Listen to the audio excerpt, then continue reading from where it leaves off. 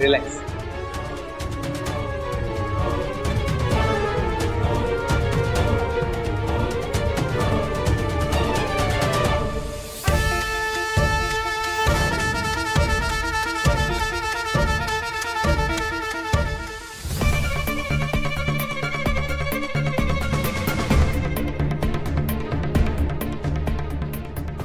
काय रणजितराव,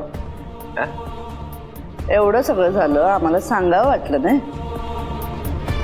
आम्ही परके आहोत काय? अहो सासूबाई, आम्हाला तरी कुठं माहिती असतंय कुठं ट्रान्सफर होणार आहे आमची ते. तुम्हाला तर माहिती होतं ना आमच्या ट्रान्सफरचं चाललंय ते. नशिबानं आमची ट्रान्सफर व्हायला आणि आम्ही इथंच असायला एकच गाठ पडली बघा.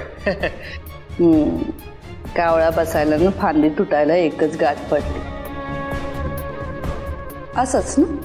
हा, तुम्ही कावळा बोलला का आम्हाला?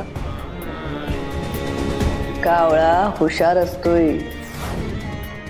मग ठीक आहे. आमच्या इथं कंप्लेंट करायची हिंमत कोणी केली?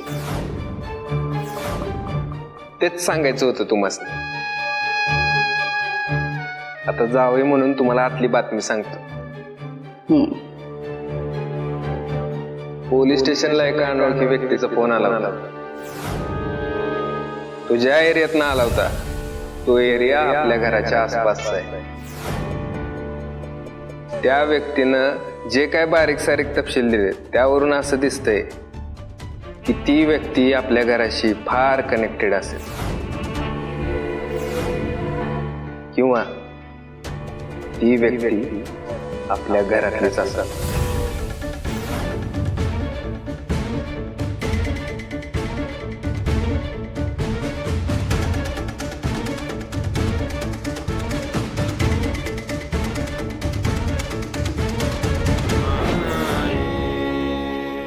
घरातली व्यक्ती कोण? तेच आम्हाला कळालं ना की तुम्हाला सांगतो. पण आता जरा दमलोय, आराम करतो. आणि ते म्हणतात ना आपणच सापाला दूध पाजतो, तसं काहीच झालंय हे.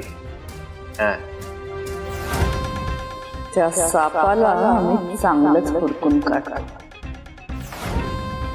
आणि मग पायाखाली ठेचून टाकतो.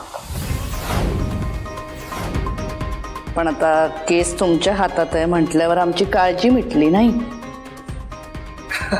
अहो ते आता काय सांगायला लागते का? पण ती व्यक्ती जर घरातलीच असेल तर तुम्ही काय करणार त्या व्यक्तीचं?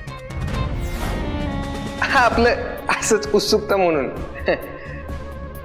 आम्ही काय करू?